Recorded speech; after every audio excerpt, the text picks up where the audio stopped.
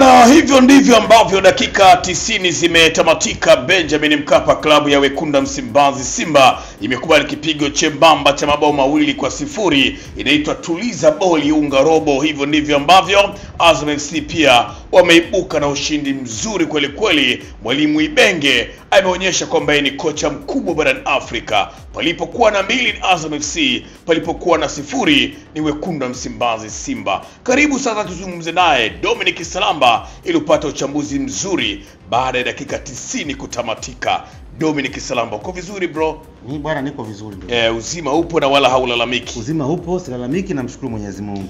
Bwana, Simba wamekubali kupoteza dhidi ya Azam FC. Wanalamba waka mikati ya jiji matajiri wa kule Chamazi, pembezoni kidogo mwa jiji la Dar es Salaam. Mabao si mengi, 2 tu kwa 0. Unafikiri klabu ya Wekunda Msimbazi Simba wapi walikuwa dhaifu na kukubali kipigo hiki cha mama mkanye mwanao sihitaji mazoea?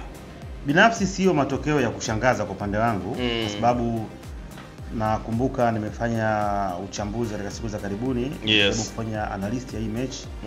Nilizungumza kwamba mechi ya Azam na Simba ndio kwa saizi, kwa level ambazo wako nazo, kwa maana kuanzia kwenye technical bench, lakini pia ukija kwenye upande wa wachezaji, kwa maana uwezo mtu mmoja, lakini pia na maarifa ya timu, unagundua kwamba Azam wana kila sababu ya kupata matokeo dhidi ya Simba. Yes. Kutokana na uimara wa vikosi, ukianza kufanya comparison kikosi kimoja, ndio, lakini pia ukiangalia hata uimara wa mbinu, bado kutoka kwamba Azam wako juu, na hata uchezaji ambao usajili wa Azam hauwezi kuwa sawa na wa Simba. Okay. Kwa hiyo pekee ambacho kilikuwa kinawanyima matokeo Azam, au kama kitanyima matokeo Azam, ni mentality ya wachezaji watakapoingia. Wakiingia kwa maana kwamba wanakwenda kutafuta alama, wanaweza kupata alama. Lakini pia hata katika mchezo ulivyokuwa imeanza, Azam hawakuanza na tempo nzuri.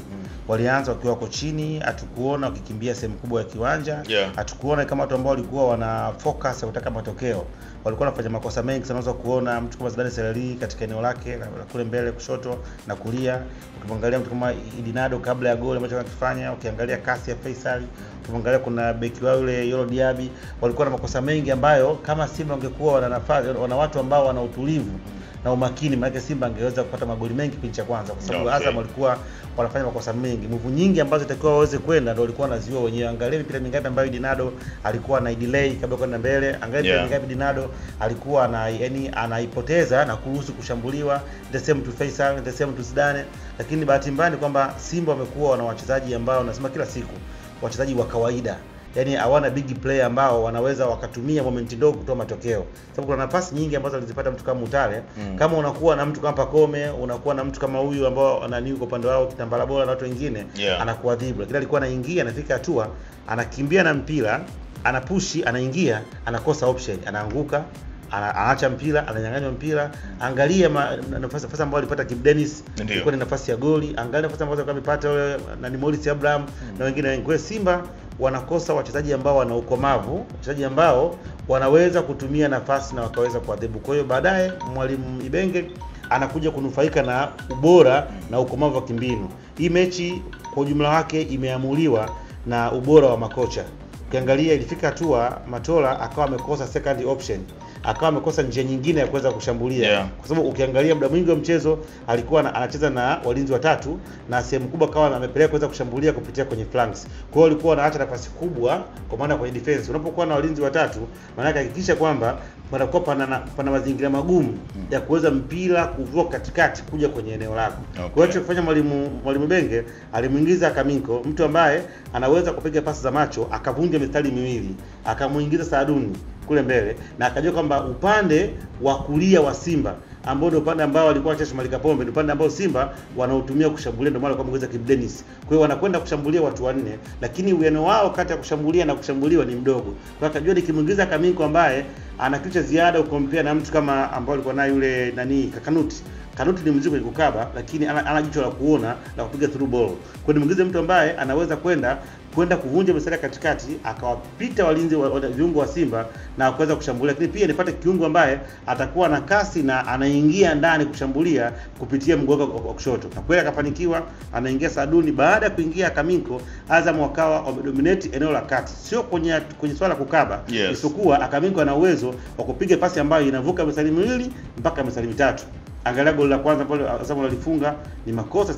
Sasa polisi wa Simba wana watu wachache, katikati watu wachache, watu wengi wako mbele, hawawezi kurudi. Azam anatumia advantage ya kuwa na free space, mpira anapigwa Saduni, anakimbia katika eneo ambalo liko free, anaingia, anapiga cross yake, inakutana kitambara bora, anaweza kuscore. Kwa hiyo goli la kwanza lilofungwa ndio the same na goli la pili katika staili ile, kwa maana kwamba aliweza kumonopolize mbinu za Simba, kwa sababu Matola ilifika hatua akawa ana njia mbadala, yani uwezo wake ulisha pale, na akaanza kutegemea either Azam afanye makosa au uwezo wa mtu mmoja uweze kuachia mechi. Kwa hiyo mechi ambayo itawaliwa na ubora wa wachezaji, lakini pia na mbinu za technical bench ndizo ndio kufanya Azam aweze kuondoka na magoli mawili.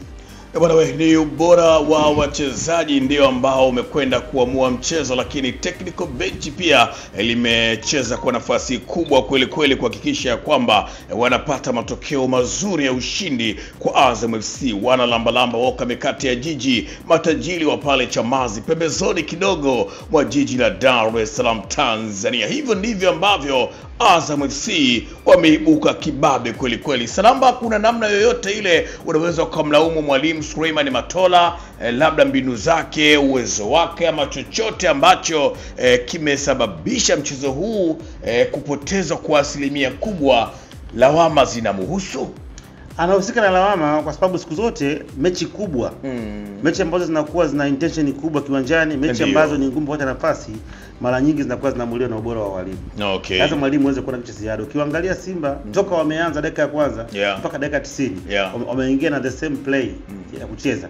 Wanacheza na aina ile moja. Maana yake nini? Kwamba mwalimu alikuwa anakosa kitu ziada, kwa sababu unaweza ukaandaa mpango mkakati au mpango kazi wa mechi before the game. Wakati wa mechi lazima uangalie tena kuona ule mpango ambao umeuandaa una click au click. Kwa hiyo lazima ufanye kazi ya kuweza kuona madhaifu. Kwa mfano ukiangalia Azam walikuwa leo, ukiangalia walinzi wakati hawakuwa bora. Kwa hiyo kama ingekuwa ni mtu mwingine ambaye ana mbinu za ziada, angeweza kuamua kutumia mipira mirefu ili kufanya kutengeneza mazingira ya 1 against 1. Kwa sababu alikuwa anacheza yani yule Lodiabi ambaye alikuwa anacheza, ilikuwa ni rahisi kuweza kutoa penalty kwa sababu alikuwa na makosa mengi na mipira mingi ambayo ilikuwa ni 1 against 1, alikuwa anakwenda kuwekwa kwa fouls. Kwa hiyo atakuwa na mtu ambaye anaweza kaona haya makosa. Lakini pia ukiangalia Azam walikuwa na shida kwenye eneo za kwenye flanks. Ukiangalia kwa upande wa huku huyu nani alikuwa ni Mwekenda pamoja na Pascal Msindo walikuwa nakabia juu na wenyewe. Kwa hiyo wakawa wanaacha magap, lakini bado Simba hawakuweza kunufaika nayo. Kwa hiyo nafikiri kuwa na ufinyu wa mbinu wa Matola pia umeweza kupelekea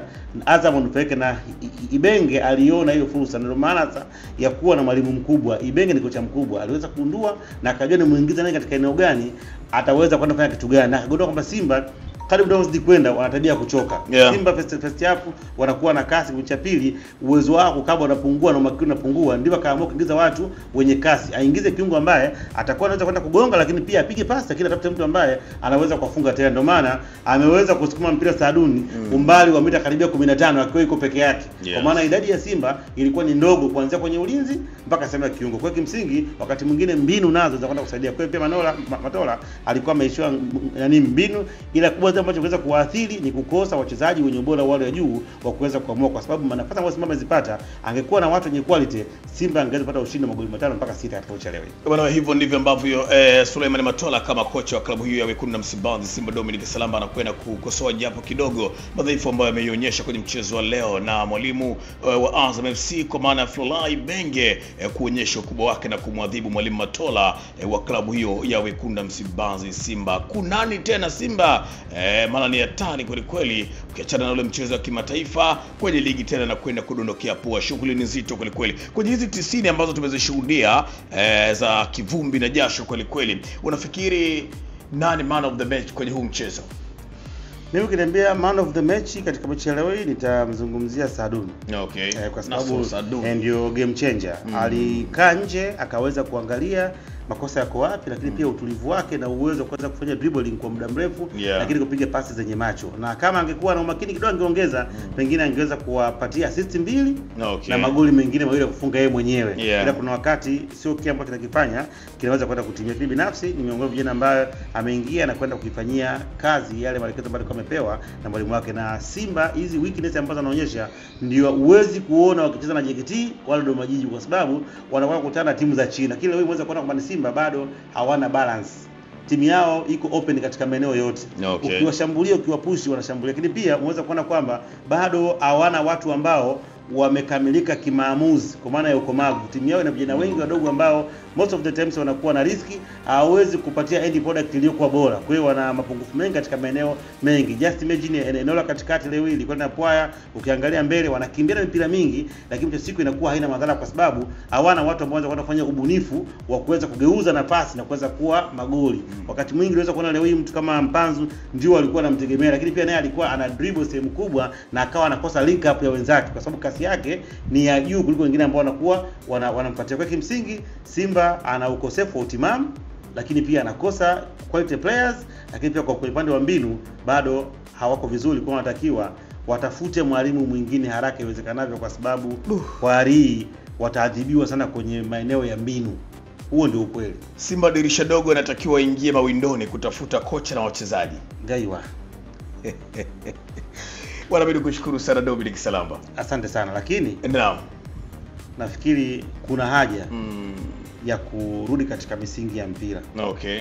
Tumeshuhudia Azam ambayo iliweza kufanya makosa mengi lakini bado haikuweza kuadhibiwa. Okay. Kwa hiyo katika lugha zinazosema kwamba Simba amefungwa kwa makosa ya Azam na makosa yake yeye mwenyewe. Okay. Yeah. Kuna haja ya kurejea kwenye misingi ya mpira. Yes. Kwa maana mpira ni uwekezaji. Weka pesa, upate furaha, upate matokeo. Story na miemko na propaganda hawezi kukusaidia. Hawezi kukusaidia. Lakini dirisha dogo ni kesho kutwa.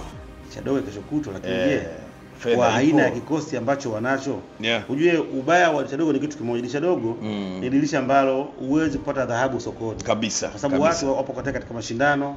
Watu wameanza kuona makali. Kwa hiyo either upate wachezaji ambao either walikuwa wapata nafasi ya kucheza, walikuwa majeruhi, sawa, na pengine wenye migogoro, lakini kupata super player ambaye yuko kwa timu yake inamtegemea, hawezi kumwachia kwa ajili juu yako. Kwa nafikiri wana wakati mgumu kuweza, lakini pia na gharama inakuwa ni kubwa, kwa sababu either uweze kwenda kumuua mtu kwa timu yake, maana yake utakwenda kutoa dau kubwa ambalo kimsingi wakati mwingine uweze kutimiza. Kwa hiyo wana wakati mgumu kwa sababu kikosi chao kina marekebisho katika maeneo mengi sana kiwanjani. Bwana wewe, hivyo ndivyo ambavyo Chifu anamaliza. Jina langu naitwa Cisco, nyuma ya kamera Anko Vuma Zela Busara. Tuna la ziada, itoshe kusema Simba ingia sokoni dirisha dogo ili kuwapa furaha wanarunyas. Mimi narejesha kwake moja kwa moja matangazo Anko Vuma, wailalika. Maasalam.